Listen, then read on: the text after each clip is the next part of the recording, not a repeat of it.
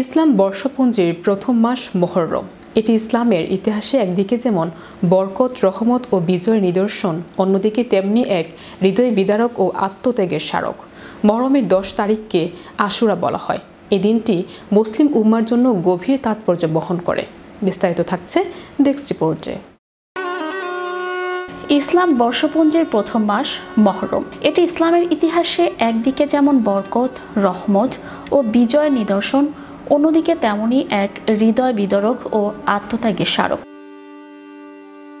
মুহররমের 10 তারিখকে আশুরা বলা হয়। এই দিনটি মুসলিম উম্মার জন্য গভীর তাৎপর্য বহন করে। আল্লাহ তাআলা এই দিনটিকে বিভিন্ন গুরুত্বপূর্ণ ঘটনার মাধ্যমে বিশেষ মর্যাদা দান করেছেন। আশুরার দিনেই আল্লাহ হযরত আদম আলাইহিসসালামকে সৃষ্টি করেন। এই দিনেই তিনি নূহ আলাইহিসসালামের জাহাজকে মহাপ্লাবনের পর নিরাপদে জুদি পর্বতে স্থির করেন। হযরত ইব্রাহিম আলাইহিসসালাম এই দিন আগুন থেকে মুক্তি লাভ করেন। ইউনুস আলাইহিসসালাম মাছের পেট থেকে উদ্ধার পান। আইয়ুব আলাইহিসসালাম রোগমুক্ত হন। সুলাইমান আলাইহিসসালাম রাজত্ব ফিরে পান এবং হযরত ঈসা আলাইহিসসালাম জন্মগ্রহণ করেন ও আকাশে উঠিয়ে নেওয়া হয়। এই দিনে ইয়াকুব আলাইহিসসালাম তার বহুদিনের হারানো সন্তান ইউসুফ আলাইহিসসালামকে ফিরে পান। আশুরা তাই নবী রাসূলদের বিজয়, মুক্তি ও করুণার দিন হিসেবেও বিবেচিত। মক্কা জীবনেও রাসূলুল্লাহ সাল্লাল্লাহু আলাইহি সাল্লাম আশুরার রোজা রাখতেন এবং তা মুসলমানদের জন্য ফরজ ছিল। কিন্তু হিজরি দ্বিতীয় বর্ষে রমজানের রোজা ফরজ হওয়ার পর আশুরার রোজা নফল হিসেবে রয়ে যায়। তবে নফল রোজার মধ্যে এটি সর্বাধিক ফজিলতপূর্ণ। আশুরার রোজা 1 বছর আগের গুনাহ মোচনের কারণ হয়।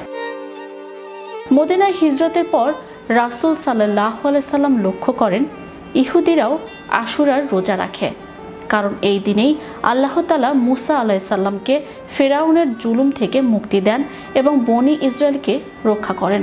নবী করিম সাল্লাল্লাহু আলাইহি সাল্লাম ইহুদিদের অনুসরণের চিহ্ন মুছে দিতে সাহাবায়ে কেরামকে নির্দেশ দেন যেন তারা আশুরার আগের দিন 9 তারিখ অথবা পরের দিন 11 তারিখ মিলিয়ে 2টি রোজা রাখেন। তিনি বলেন, আমি যদি আগামী বছর বেঁচে থাকি তবে 9 তারিখও রোজা রাখব। রাসূল সাল্লাল্লাহু আলাইহি সাল্লাম আরও বলেন, যে ব্যক্তি আশুরার দিনে তার পরিবারের জন্য ভালো খাবারের ব্যবস্থা করে, আমি আশাবাদী আল্লাহ তাআলা পুরো বছর তার রিজিকে বরকত দেবেন।